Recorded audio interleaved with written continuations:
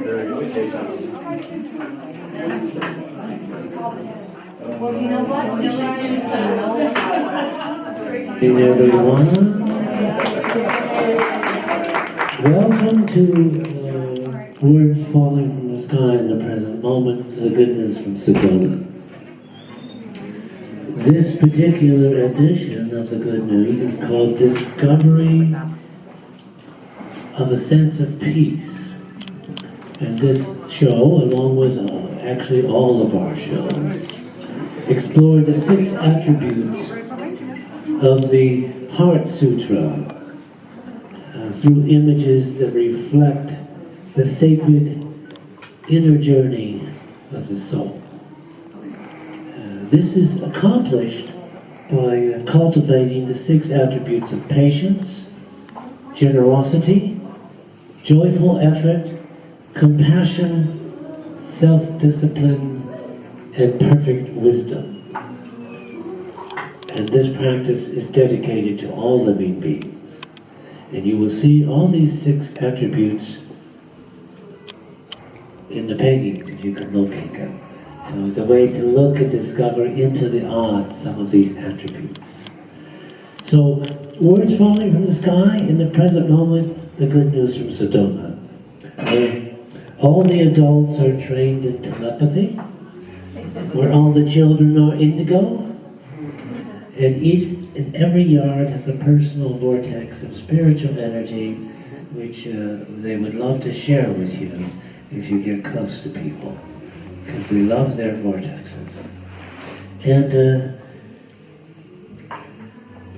one of the things here, when we came to Sedona, we got contacted by extraterrestrials. And basically, they said you need to form an organization called the SIA, which is the Sedona Intelligence Agency. And it's exactly opposite of the CIA and the NSA, because we only collect the wonderful things that people are doing, and the wonderful things happening in science and art, and the wonderful music and things that are going on. And we collect all those things, and we want to share them with people. And so the SIA is a very extensive global group with global reach. And I could say this, it's sort of an invisible black ops thing, except we call it the white ops. And so what it really is people often say, like, who are these guys who are the agents of the SIA? Well, let's say the agents of the SIA, they are all the creative people in the world. And wherever they are, wherever they're creating, whether it's poetry, or paintings, or dancing, or musicians, or actors, or playwriters, or poets, these people, when they're doing what they do, create a frequency that is measurable and real.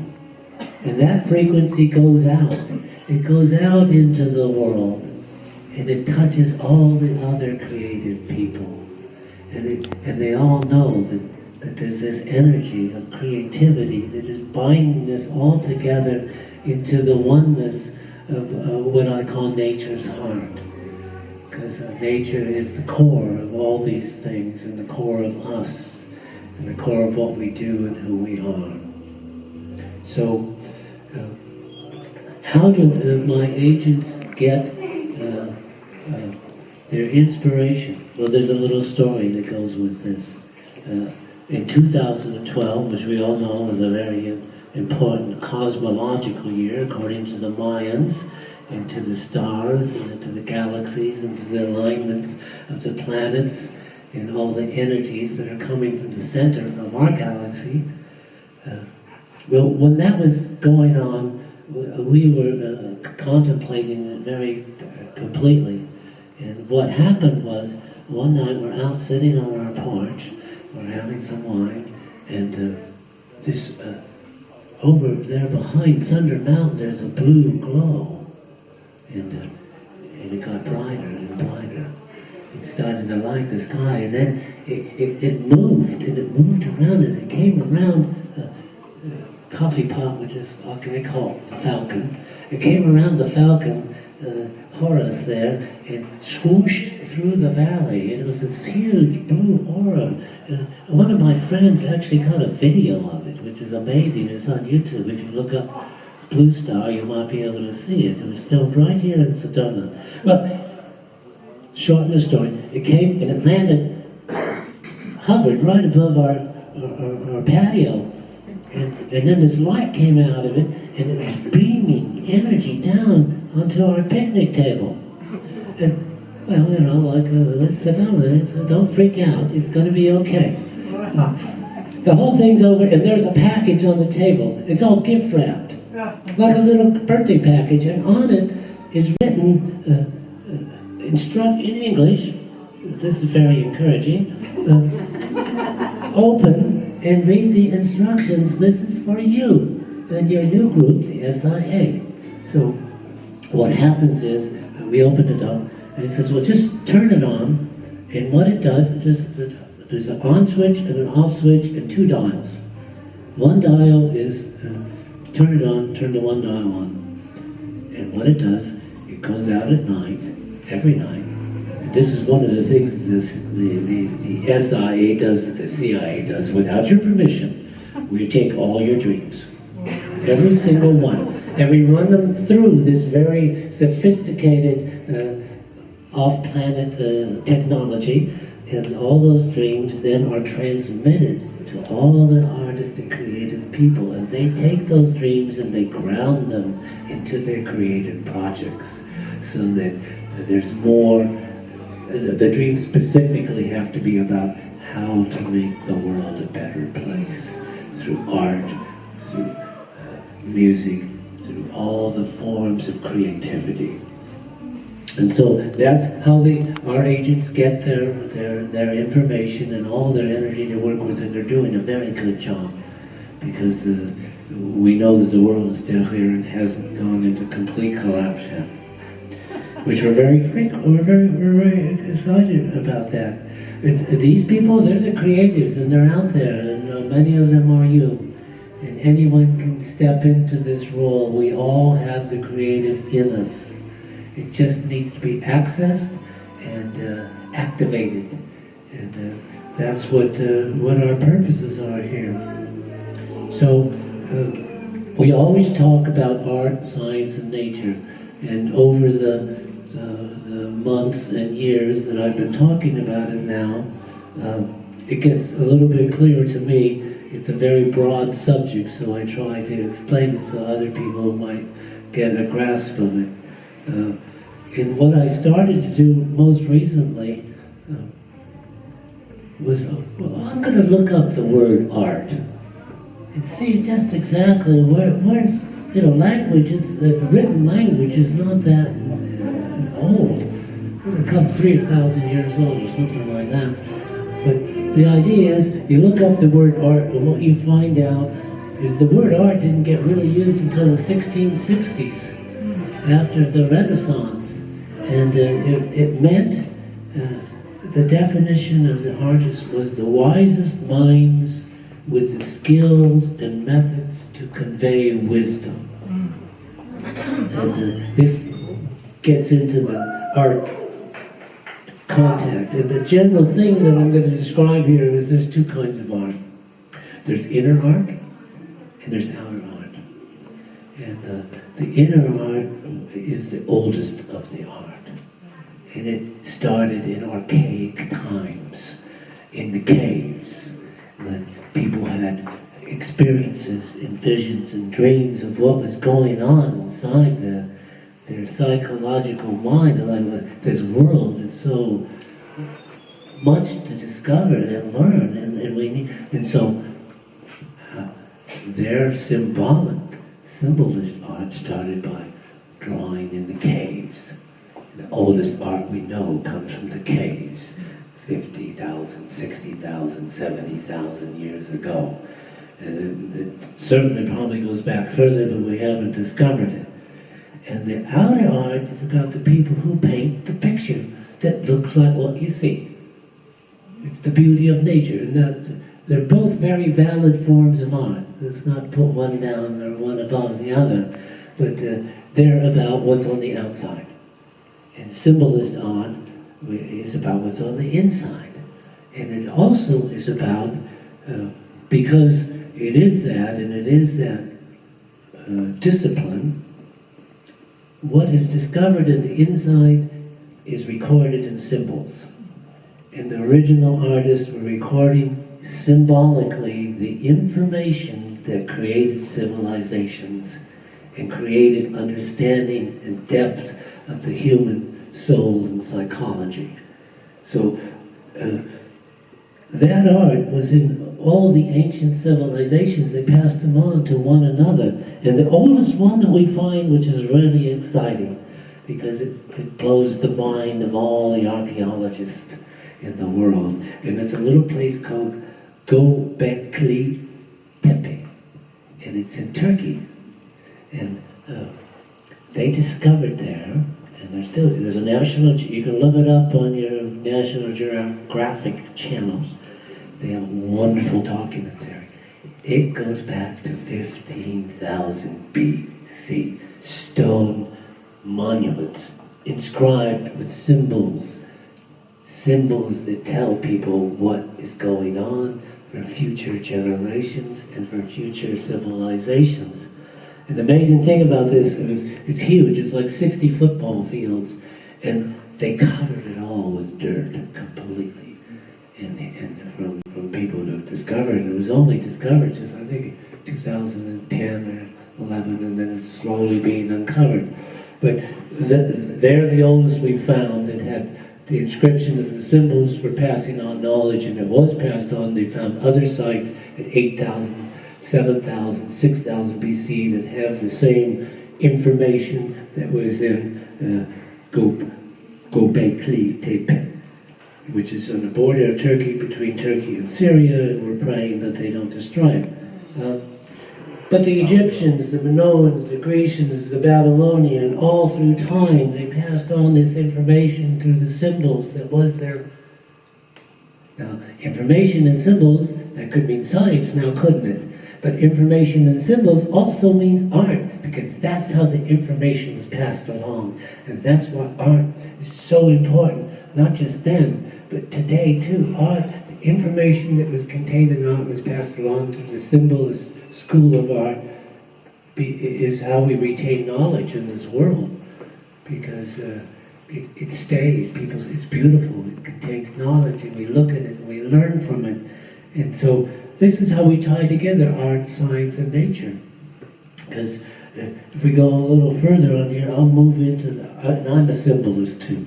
So every painting, everything I paint contains symbols that convey information and message and poetry and many other things, in color and form and vibration. Now, the other place we go into is like, where in our current time did science and art meet? Well, science and art met. Firstly, they got a divorce. They got a divorce right after the Reformation, and a little bit before the Reformation. The church took over the science part, and art became greatly decorative, as opposed to symbolic, except for the symbolism that was in the church. And they kept a real tight control on what that meant. But I looked in, I said, well, I looked up the word art. Let's look up the word science. Where does it come from? Well, it goes back and back and back. In the first place, you find out about the word science is in the ancient Greek pre-Socratic philosophers. And they were actually scientists, these guys. And they got the name philosopher by studying science. But the word in Greek was called phusis. And what it really meant was watching nature to learn. So then it went in later into Latin and into Old French, and it became scientia, to know. But how did they know? They know by watching nature. And of course, I love this subject because it goes all the way right up to the creation of this country and the great Enlightenment movement in Europe. And our forefathers were all, guess what they were? They were worshippers of nature. They were all deists. And they carried around the Epicurean poem, which all the deists carried with them. They were persecuted by the church for science and for knowing nature. They actually got excommunicated for getting inoculation against smallpox, because in that time, this is not all church, I'm not against churches.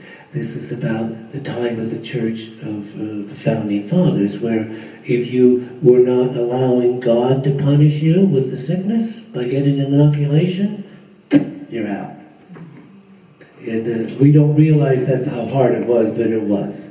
And if you read history, you'll find out that it was very difficult that time for our forefathers. They actually coded the word science into the word pursuit of happiness. So if you really want to know what the Constitution says, the pursuit of happiness is the pursuit of science and the pursuit of studying nature, which they wanted to ingrain in our minds because they felt so afflicted by it when they were trying to create this country and to become scientists, natural scientists. They called them natural philosophers in those days, because if you got into science, you were a philosopher because you were going outside the box, you were looking deeper into everything.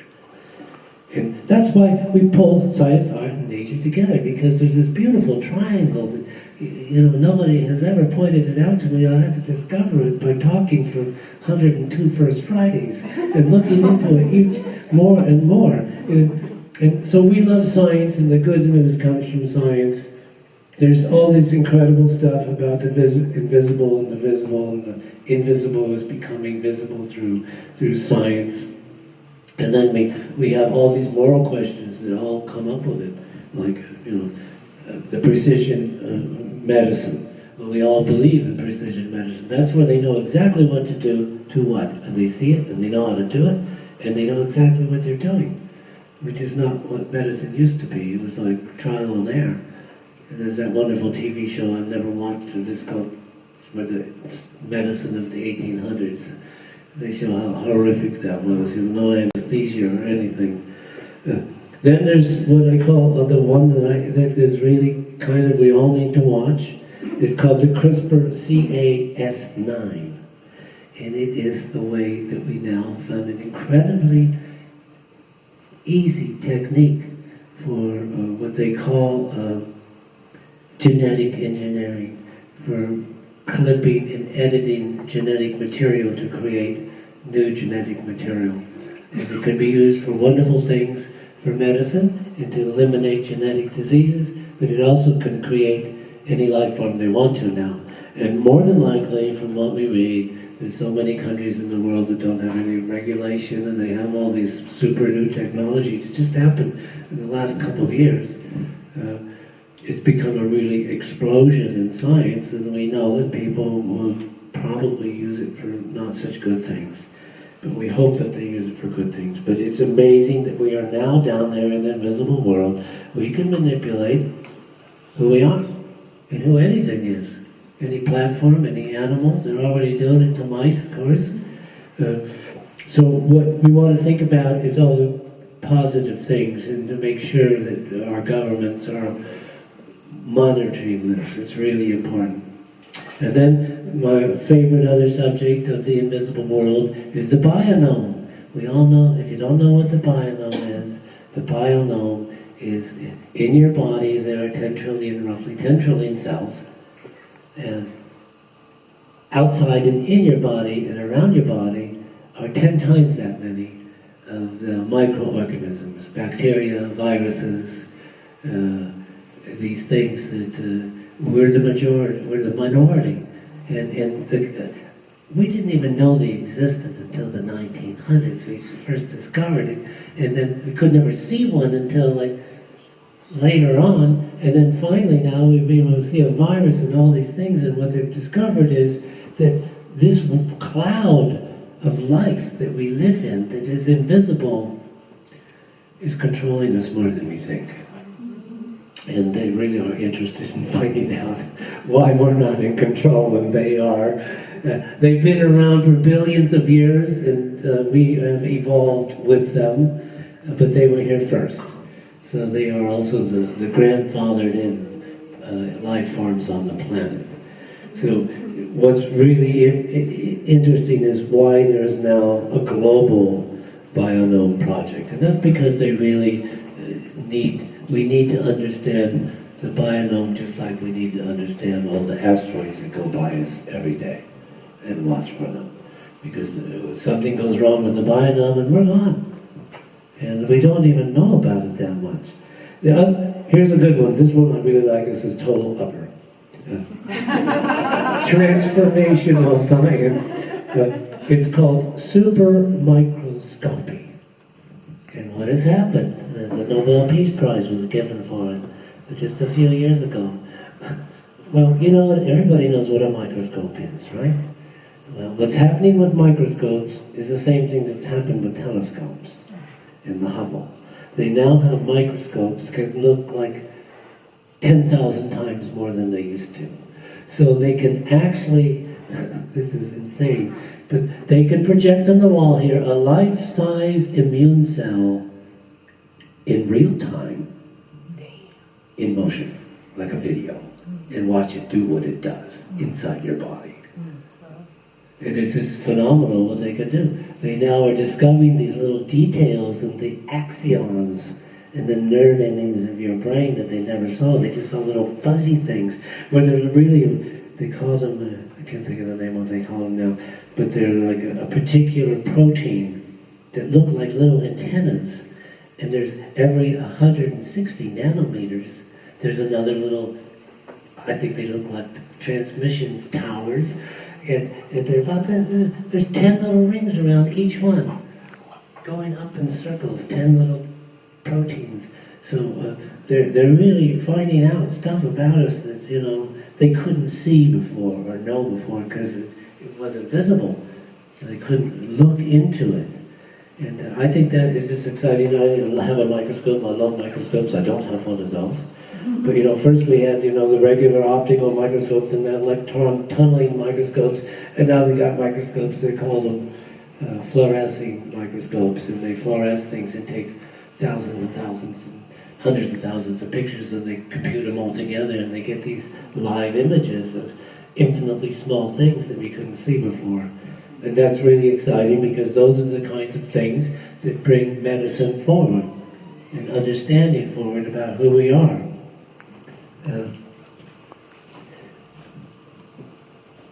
What else we got about the nanotech is coming into play. Photonic materials. They've never existed before. And they're working on making materials that respond to heat. It's called biomimicry. And they actually are recreating the exact engineering of what the butterfly wing is, on the same scale. So that you would have a coat on, or a scarf on, and when you move, it would be just like a butterfly. You would reflect different colors at different times, according to the angles. It's very expensive, I'm sure, but it's science coming. It's not just for fashion either. It's like what they're doing is creating clothes that detect harmful things. So if you're in a gas or carbon monoxide or something and your shirt turns red, get out. This is a safety factor. These are things that can actually help people because you don't always know, you know, or have the equipment, but you can just wear a shirt, especially if you're in some place like Beijing and you have the nasty air come down on you. Get out quick. The other last of the science before we get into the poetry is one that came across this month. The mysterious glow. They did a microwave study of the cosmos wherever they could look, and what they found out was that it was 4,500 times brighter than they thought it would be. So they have gotten their scientific minds together and they decided, well, what could that be? And they decided that there's evidence of alternative universes. Things that we've talked about before, and of course, I always tell everybody, well, alternative universes, I've been in one my whole life. Me too. Yeah, other people have that experience too. So anyway, that's the science, art, and nature part. We will move on to poetry, which is my favorite part. So we actually did get a new poem. It always comes about 3 o'clock before we're supposed to head down here. And this one came as a result of the title of the show, Discovering a Sense of Peace. Listening and observing, and then meditating, creating, and then co-creating. You know, it moves over you like a smooth, warm wave of awe. So deep, so very deep. It's a stillness so deep. And oh, it's also so soft. It feels soft. And it embraces us. It embraces the oneness of nature's heart. Oh, hear it now. I hear it now. Do you hear it? Our world sings the song of the world. Our world dances the dance of the world. Our world paints all the colors of our world. Our world sculpts all the shapes you see in our world. And our world plays all the plays that go on in our world. It is the food of our soul. It's filling us up. It's opening us up. It's turning us on. It's bringing our creative life to life. And that's the frequency of joy. And that's the frequency of compassion. And that's the frequency of love. And that's the frequency of peace. It reconnects us to the soul of our world. The oneness of the healing energy of nature's heart that we share with each other. That's discovering the sense of peace. If you do that, you'll discover it, I guarantee it. Open up, listen to the song of the world. It's there every day for free. You don't have to download it. Yeah.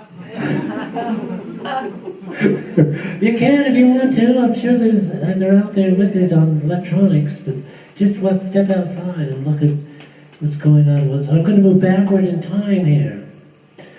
This is the poem from October, called Moving and Grooving to October's Dance. Red rocks rising into a rose light-filled sky as ancient temples of stone. The pilgrims ascend stone stairways of living light, listening to distant drums resound on vibrating canyon walls as invocations to the great Mother Blood Moon, as an invocation to the distant past, as an invocation to the present moment, and to the unseen future, and to the ancient drumbeat, receiving and embracing the solar heartbeat, drumbeat. As its blood flows and it glows as a reflection of nature's heart, And it grows, and it glows, and it glows within the solar light, the solar bloodstream. And it glows, and it glows, and it glows with the blood of all souls. All the souls lost to war. All the souls lost to greed. All the souls lost to hate. The souls lost to delusion. The souls lost to anger and jealousy. All these souls, a treasure ship of souls. They're all now residing on the moon. They're all now waiting patiently. They're all now waiting very silently. All within the absolute stillness of nature's heart. Oh, all now they're being reborn. All now in a new beginning. All now rising in hope. All now anchoring deeply in belief. All now hungry for the music. All now hungry for the painting. They're hungry for the sculpture. They're hungry for the dance, the play, the song, the poetry. They're hungry for the architecture, the sacred architecture of the buildings that are so special to create those beautiful vibrations. They're hungry for the sacred space and energy that nourishes and supports the creative in each newly reborn soul, in guiding them to the center of their being, their center of gravity, their center of happiness, their center of joy, their center of compassion, their center of equanimity, their center of peace. As their place in nature's heart is revealed in gratitude for the peace found in the oneness of their being.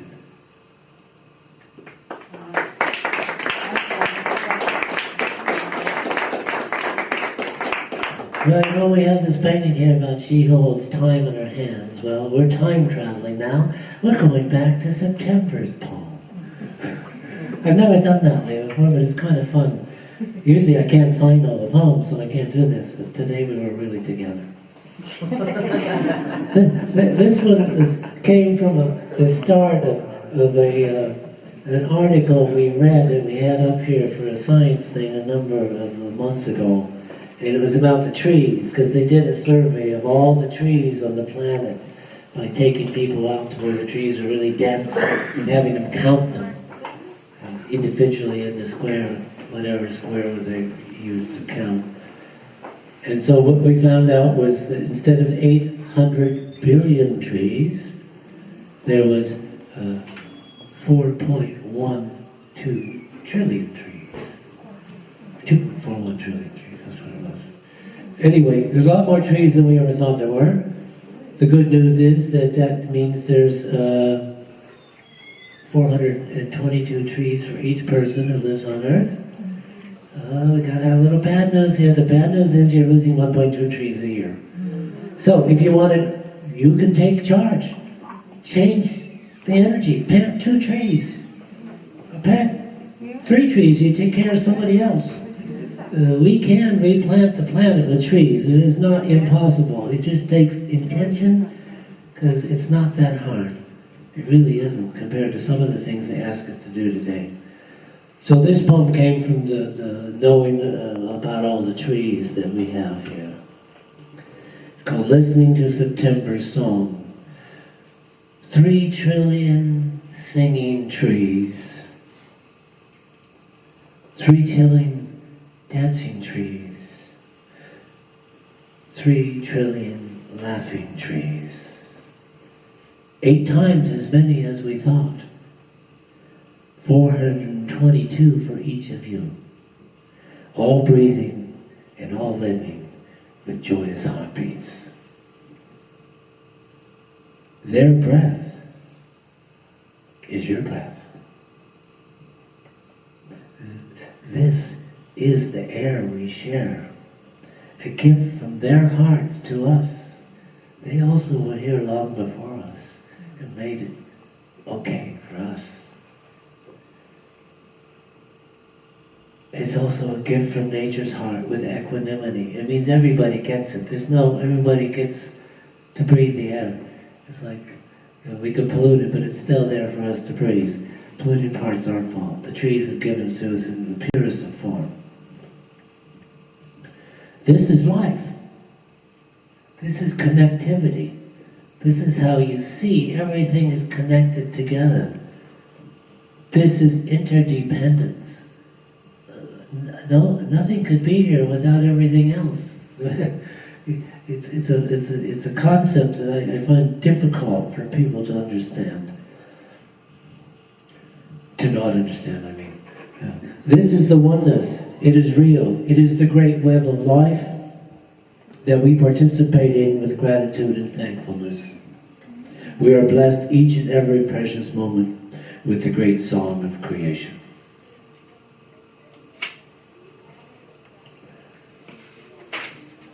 And that song of creation is coming from nature's heart. Embrace it. Grow closer to it.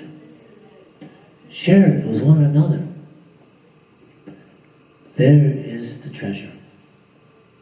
It's yours. It's everyone's birthright. This treasure is given to everyone completely when they're born, whether they know it or not. It is the face before you were born. It is your hyperlink into the transcendent. It is the path of discovery, and it is the path of the joyful heart. It is the path of compassion. It is the path of unconditional love. And it is also the path we are all on, whether you know it or not. So it's up to us to awaken ourselves, to know the path so clearly and wonderfully, and share it with everyone so that it can grow. Because we have responsibilities to make sure that we understand these things we understand, that other people get to understand them too. You can't make anybody understand anything, but you can give them access to the information in a way that they may want to get close to it and try to understand it. And that's what we do here.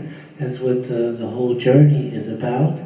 I think it's a very, very important thing to be tuned into, because our world is in such an incredibly delicate balance.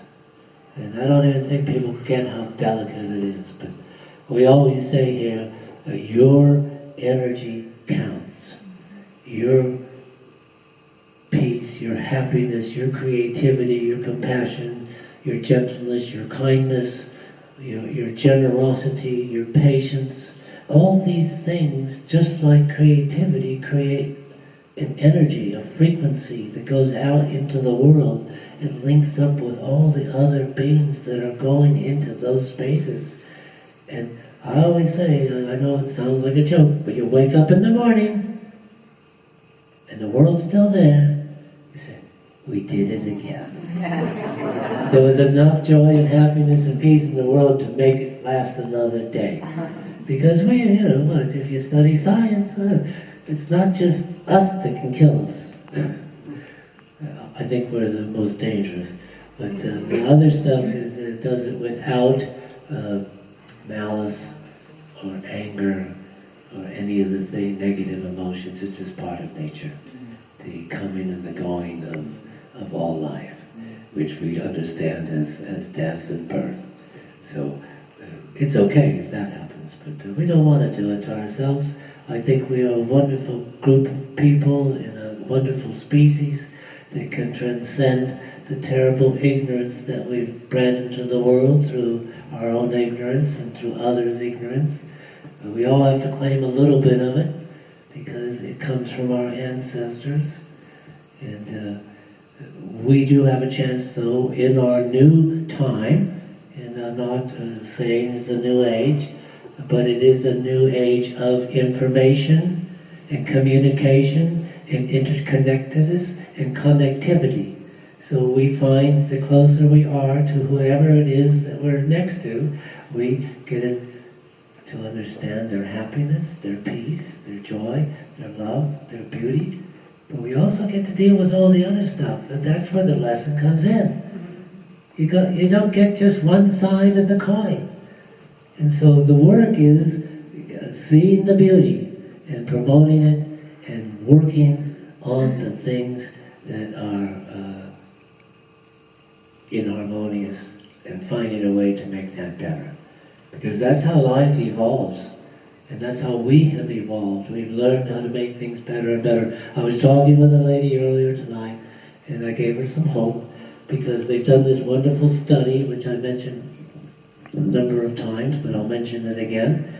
It was a study of what your chances are today in our world of having another person kill you violently. Well, guess what? It's less today than it has ever been in the history of the world. Now, that's really hard to believe. But 500 years ago, if you met somebody who was tough, they could just take you down. And there was nothing about it that anybody would do. When you go back 1,000 years, it was even easier. 2,000 years, you go all the way back. And they've studied this to see what the mortality rate was for people doing other people in. And we've come up to, like, your chances are like 1 in a million today. It used to be like 1 in 10,000 or 1 in 800 or something. You go back and he did this very methodical study of who we are. And we actually are getting better. It's just we're not completely better. And we need to be completely better, because we have now in our means, we all know, the possibility of just doing us all in. So this is a great motivation for everyone to practice as much peace, love, kindness, generosity, all the good things that we can generate, support the creators, support the artists, support those that bring what I call the food for the soul into the world. And I just always touch on this just a tiny bit, because I feel a lot of the problems that are going on in our culture, especially the generation younger than me, is they have been cut off from art. They don't play music, they listen to music. They don't create movies, they go to movies. That's not everybody. But the idea is there's no art in school. You don't go to school and learn art or music or how to write a song or how to write poetry. They've taken the arts away, and this causes a lot of people to suffer, especially the young people who need that to find their center. Because that, as we did this little lecture, art is the information passed through symbols. The symbol can be a song, it can be a note, it could be a tone, it could be a painting, it could be a sculpture, it could be walking into a great architecture that was made to make you feel your own spiritual self. And for us lucky enough to have been there, you felt it and you understand. This should be available to everyone. And I think it is one of the rights of our culture and society, and we push for it. Unfortunately, it hasn't really been brought up in the debates. But if they put me on stage, I could talk about it and ask them each a personal question about what their art experience was and how they think they would relate to arts in their presidency. I think it would be a wonderful thing. I think I should send it in to whoever gets to ask them questions. Unfortunately, we all know that they get to write their own questions. And so, please be happy, please be full of joy and love and light. Wake up and know you saved the world again. And thank you all for being here. It's wonderful to have you here. And please come back again. We'll celebrate again. We'll have more news from Science, Art, and Nature next month. It's just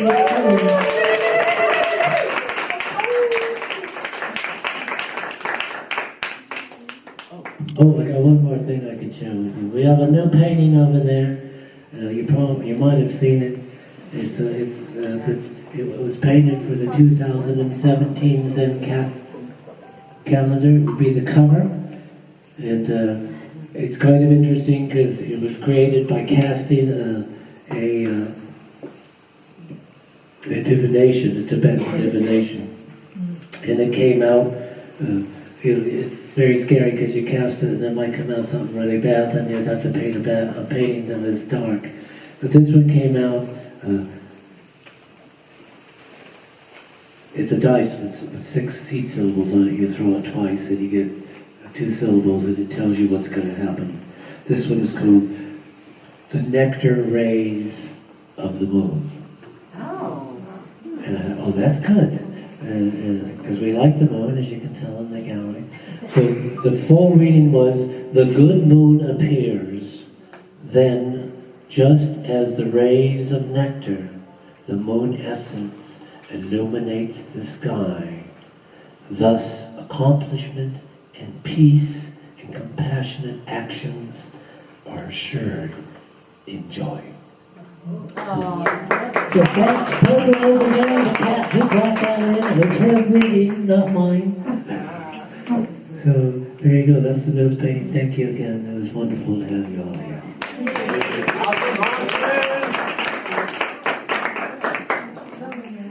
I'm just going to step on. Right there against the wall. It's all about... No, we'll start rolling. That would be